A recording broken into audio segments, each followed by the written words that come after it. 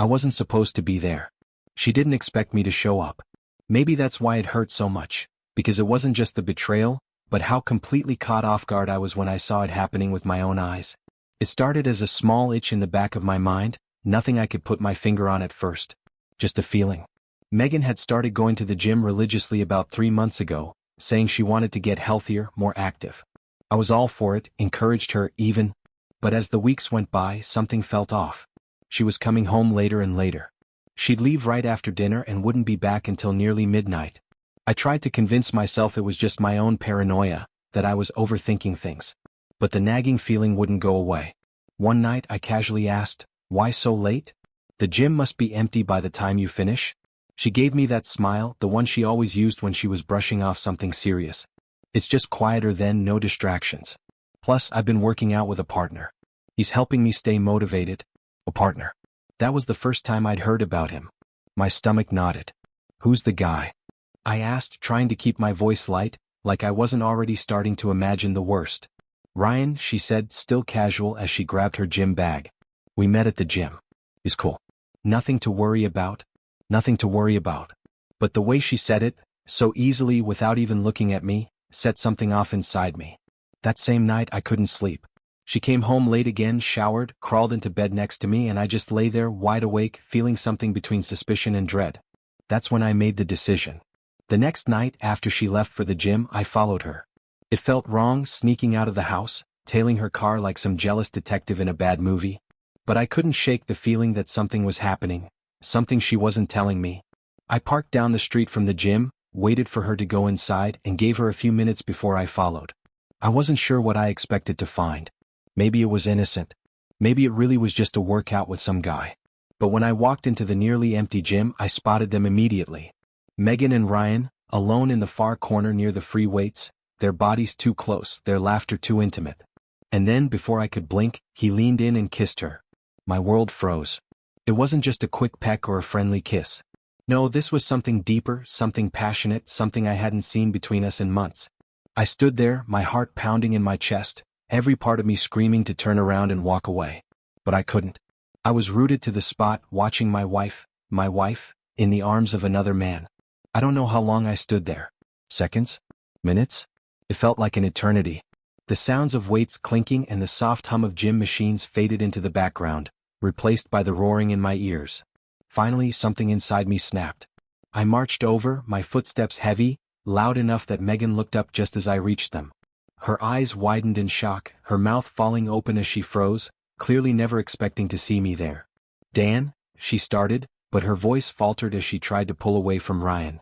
But it was too late. I had seen everything. "What the hell is going on here?" I asked, my voice colder than I felt, though inside, everything was burning. Ryan stepped back, looking just as surprised, but there was no guilt on his face. He didn't even bother trying to explain. Megan, on the other hand, was scrambling for words, reaching out toward me as if she could somehow make this go away with a simple explanation. "Dan, please, it's not what it looks like," she stammered, her face pale, her eyes darting between me and Ryan. I laughed bitterly. "Not what it looks like?" I repeated, my voice rising. "I just saw you with your tongue down his throat, Megan. What the hell do you think it looks like?" She flinched at my words, and for the first time I saw the panic in her eyes. Megan's face went pale, her eyes wide with fear, but I didn't care. I stood there, every muscle in my body tight with anger and betrayal. "Dan, please," she said, her voice shaky, almost desperate. It's not like that. Not like that." I repeated, feeling my voice rising with each word. "I just caught you, Megan. Don't stand there and try to lie to me." Ryan, for his part, just stood there watching. He didn't look apologetic. If anything, he seemed more annoyed than anything, like I'd interrupted his night, like my pain and shock were nothing more than an inconvenience to him. Megan, still fumbling for an explanation, finally took a step toward me, her hand outstretched. "Dan, it's not what you think. It was just a mistake. It didn't mean anything." That phrase, "it didn't mean anything," hit me like a slap in the face. I've heard those words before, read them in stories about other people's betrayals. But to hear it from the woman I trusted with my life? It felt like the ground was falling out from under me. "You don't kiss someone like that if it doesn't mean anything," I said through gritted teeth, stepping back, away from her. I couldn't bear to have her touch me. Not now. "How long, Megan? How long has this been going on?" She hesitated, biting her lip, her eyes darting to Ryan. His expression didn't change. He didn't step in, didn't try to explain or apologize. It was as if he was waiting for her to come clean, to tell me the truth that I was desperately searching for. Dan, it's not serious, she said, her voice breaking. It was just a few weeks. It wasn't supposed to happen. We started working out together and then they got out of hand. Out of hand? I repeated, feeling the bitter laugh rise in my throat again. Is that what you call it? Megan looked away, clearly realizing that her words were digging her deeper into a hole she couldn't climb out of. I never meant for this to happen, she whispered. I swear I love you, Dan. It was a mistake. Love me? I said, the rage bubbling up again. You don't love me, Megan. Not if you could do this. Not if you could sneak around with this guy, lie to me and then kiss him right in front of me. That's not love. The gym was nearly empty, but I didn't care if anyone else was watching. All I could feel was the anger, the disbelief, the betrayal. I wanted to scream, to punch something, anything, to release the overwhelming surge of emotions that threatened to crush me. Ryan finally spoke, his voice calm, almost condescending. Look, man, this wasn't supposed to happen like this. I turned to him, my fists clenched, barely able to contain my fury. You don't get to talk, I said coldly. You've already said enough by being here. You knew she was married. You knew about me. Ryan shrugged like none of it mattered. Things happen. People connect. It wasn't anything personal. The audacity of his words made my blood boil. Nothing personal? You've been sneaking around with my wife, lying to my face, and you call that nothing personal? Get out. Ryan hesitated for a moment, glancing at Megan, who was still staring at the floor. Finally, he shrugged again and walked away, leaving me standing there with her, the woman I thought I knew, the woman I thought I could trust. When Ryan was gone, the silence between us was suffocating. Megan looked up at me, tears welling in her eyes. Dan, I'm so sorry, she whispered, her voice breaking. Please, we can fix this. We can work through it. I don't want to lose you. But her words felt hollow. After what I'd just seen, after what she had done, how was I supposed to believe her? How was I supposed to trust her ever again? You already lost me, I said, my voice barely above a whisper. The moment you decided he was worth more than our marriage. Megan collapsed into tears, but I couldn't stay there any longer. I turned and walked away, leaving her behind, the weight of her betrayal still crushing me from all sides. I walked out of the gym, my legs feeling like they were moving on autopilot, my mind still reeling from what I had just witnessed. The cold night air hit me as I stepped outside, but it did little to calm the fire of betrayal raging inside me. I had never felt so hollow, so numb, yet so enraged all at once. I got into my car, gripping the steering wheel tightly, my knuckles white from the pressure. My mind kept replaying the moment I saw them, the way Ryan kissed her, the way she leaned into it without hesitation. It was like the image was burned into my brain, and no matter how hard I tried, I couldn't shake it. I sat in the car, staring at nothing, trying to make sense of everything. How long had she been lying to me? How many nights had she left the house, claiming to be going to the gym, only to meet up with him? The idea that it wasn't just some mistake, that she had made a conscious decision to be with him, tore me apart inside. I couldn't sit still. I had to get out of there, to escape the suffocating grip of my thoughts. I turned the key in the ignition, the engine roaring to life, and drove aimlessly through the empty streets. I didn't have a destination in mind, I just needed to move to get as far away from that gym as possible. As I drove, my phone buzzed in my pocket. I ignored it at first, but after a few more vibrations I pulled it out. Of course it was Megan. The notifications showed one missed call after another, followed by a string of texts. Megan, Dan, please let's talk. I'm so sorry. Please come home. Megan, it wasn't what you think. I swear I'll explain everything. Megan, don't do this please. I love you. I threw the phone onto the passenger seat, the knot in my stomach tightening even more. How many times had I heard those words? I love you. If she truly loved me, how could she do this? How could she betray me so easily, so callously? I finally pulled over to the side of the road, parking beneath a streetlight. The world outside the car felt distant, unreal, like I was trapped in a nightmare that I couldn't wake up from. I rested my head against the steering wheel, breathing heavily, trying to calm the storm inside me. But the more I tried to push the thoughts away, the more they came rushing back. Megan had been my everything. We'd built a life together, shared dreams, and planned a future. Now, all of that felt like it had been ripped away in the blink of an eye. I couldn't even begin to imagine what would come next. All I knew was that nothing would ever be the same again. I don't know how long I sat there, lost in the chaos of my thoughts, but eventually I made the decision to go home. I had to face her. As much as I wanted to drive off into the night and never look back, I couldn't avoid the confrontation forever. When I pulled into the driveway, the lights in the house were still on. My stomach churned as I stepped out of the car and walked toward the door. I braced myself for what was about to happen, knowing that the conversation we were about to have would change everything. As soon as I stepped inside, Megan was there, standing in the hallway, her face red and swollen from crying. She rushed toward me, her eyes pleading. "Dan, thank God you're home. Please, can we talk? Let me explain." I didn't answer at first, my eyes cold, my chest tightening with a mix of anger and hurt. I walked past her into the living room and sat down, keeping as much distance between us as I could. She followed me, standing a few feet away, her hands wringing together in desperation. "Dan, I swear it wasn't what you think," she began, her voice shaky. "I know it looked bad, but it wasn't supposed to happen like that." I looked up at her, my voice hollow. "You kissed him, Megan. I saw it with my own eyes. What part of that am I not supposed to understand?" She flinched, tears welling in her eyes again. "I know, and I'm so sorry. It was a mistake. I never wanted it to go that far. Ryan, he was just someone I worked out with. It wasn't supposed to mean anything." I scoffed, the bitter taste of betrayal thick on my tongue. "Didn't mean anything? You've been sneaking around with him, Megan. How long? How long have you been lying to me?" Her eyes dropped to the floor, and for a moment she couldn't answer. When she finally did, her voice was barely above a whisper. "A couple of months?" "Months." The word echoed in my mind like a death sentence. For months she had been lying to me, sneaking out, meeting him, all while I sat at home, completely in the dark. The magnitude of her betrayal hit me like a tidal wave, and I felt like I couldn't breathe. "A couple of months?" I repeated, my voice laced with disbelief. "You've been carrying on with him for months, and you expect me to believe it didn't mean anything?" Megan's shoulders slumped, tears streaming down her face. "Dan, I'm sorry. I'm so sorry. I didn't mean for any of this to happen. It started as just working out, I swear. We were just gym partners, and then things got out of hand." "Out of hand?" I snapped, my anger rising again. "You don't accidentally kiss someone. You don't accidentally lie to your husband for months. This wasn't a mistake, Megan. You made a choice every single time. And now you want me to believe it was just out of hand?"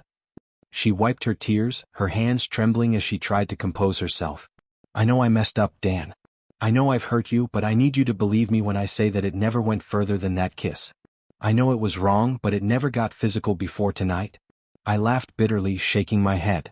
"I'm supposed to trust you now? After everything you've hidden from me, after everything I've seen? How do I know that you're telling the truth now? How do I know it wasn't more?" "I'll do anything to prove it to you," she said, her voice thick with desperation. "I'll show you my phone, my messages, everything. I'll cut off all contact with Ryan. Please, Dan, just give me a chance to fix this." I stood up from the couch, unable to sit still any longer. My mind was spinning, torn between the raw pain of her betrayal and the part of me that wanted to believe her, that wanted to hold on to the life we had built together. But how could I? How could I ever trust her again after this? "Do you even understand what you've done?" I asked, my voice low but heavy with emotion. "You've broken us, Megan. You didn't just betray me. You betrayed everything we had, our trust, our future. How am I supposed to look at you the same way again? Every time you leave this house, I'll wonder. Every time you go to the gym, I'll wonder if you're meeting him. How do you expect me to live like that?" Her tears came harder now, her whole body shaking as she stood there, helpless. "I know, Dan. I know I've shattered your trust and I don't deserve your forgiveness. But I love you and I want to make this right. Please don't give up on us. We can work through this." I scoffed again, the bitterness rising in my chest. "Work through it? How do you even begin to work through something like this? You lied to me, Megan. For months. You let me believe everything was fine while you were sneaking around with him. You made me feel like an idiot." She stepped closer, her voice desperate. "I never wanted to hurt you. I know I've made the worst mistake of my life, but I'm asking you for a chance to fix it. I'll do whatever it takes, Dan. Therapy, counseling, whatever you need. Please just give me a chance." I looked at her, my heart heavy with the weight of her words. She sounded sincere, but the damage had already been done. The trust that was the foundation of our marriage had crumbled, and I didn't know if I could rebuild it. "I don't know if I can do this," I said quietly, my voice thick with emotion. "I don't know if I can ever trust you again." Megan dropped to her knees in front of me, sobbing uncontrollably. "Please, Dan. Don't leave me. I'll do anything, I swear. I'll spend the rest of my life making this up to you." Her desperation was palpable, but it didn't erase the image of her with Ryan, the sound of her laughter as she kissed him, the way she had looked at him. I turned away, unable to stand the sight of her in such a broken state. I felt broken too. "I need time," I finally said, my voice hoarse. "I can't make a decision right now. I need to think. I need to figure out if I can even move past this." She looked up at me, her eyes pleading, but she knew there was nothing more she could say. "I understand," she whispered, her voice barely audible. "Take as much time as you need." I walked away from her, heading to the bedroom without another word. As I lay in bed, staring at the ceiling, the silence of the house felt oppressive. The life I thought I knew was gone, replaced by an overwhelming sense of loss and betrayal. And I didn't know if I'd ever be able to put the pieces back together. The days that followed were a blur. Megan had offered to stay at a friend's house, giving me space to think, but the silence she left behind felt suffocating. I'd wake up in the morning, expecting to see her next to me, only to be reminded that everything had changed. The house felt like a shell, full of memories that now felt tainted by her betrayal. I couldn't stop thinking about that night at the gym. The image of her and Ryan together haunted me, playing on a loop in my mind. The way she looked at him, the kiss, the laughter, it was all burned into my memory, a reminder of the life I thought we had and the secrets she had been keeping from me. I'd lie awake at night, my mind racing with questions. Why did she do it? How long had she felt this way? What had I done to make her turn to someone else? But no matter how many times I turned it over in my head, I couldn't find any answers. I felt stuck, trapped between the love I still had for her and the anger that was slowly eating away at me. Megan called and texted every day, apologizing, pleading for another chance. I couldn't bring myself to respond. I didn't know what to say. How do you forgive someone for something like this? How do you even begin to heal? One evening, after another long, empty day, my phone buzzed again. I expected it to be another message from Megan, but this time, it was from an old friend, Josh. He and I hadn't talked in a while, but he must have heard through the grapevine that something was going on. The text was short and simple. "Josh, heard about what happened. If you need to talk or grab a beer, I'm here." I hesitated for a moment, then replied, "Yeah, let's grab that beer." Maybe I just needed to get out of the house, to escape the walls that were closing in around me. A few hours later, I found myself sitting across from Josh at a bar downtown, the noise and chatter of people around us a welcome distraction from my thoughts. "So, how bad is it?" Josh asked, his tone careful, knowing that prying too much would make me shut down. I took a sip of my drink, staring at the glass. "Pretty bad," I said quietly. "She's been seeing someone, for months?" Josh's eyes widened in shock. "Jesus. I'm sorry, man. That's rough." I nodded, feeling the weight of the words even as I said them. "I caught her with him at the gym. She said it wasn't serious, that it was just a kiss, but it's been going on for months. I don't even know if I can believe her anymore." Josh leaned back in his chair, letting out a low whistle. "That's brutal. Have you two talked since?" "Barely. She's staying with a friend right now. She keeps apologizing, saying she wants to make it right, but I don't know if I can forgive her." Josh nodded, sipping his beer. "You've been together a long time, man. That's not easy to just walk away from. But I get it. Trust is everything in a marriage. Once that's broken, it's hard to see things the same way again." "I don't even know if I want to try," I admitted, the words heavy on my tongue. "I feel like the life I thought we had is gone, you know? I don't know if I can ever look at her the same way." Josh didn't offer any easy answers, and I appreciated that. He just listened, letting me vent, giving me the space to say what I couldn't even admit to myself. We talked for a couple of hours, and by the time I left, I felt a little lighter. Not better, exactly, but at least I didn't feel so alone in the mess. But when I got home, the quiet house brought everything rushing back.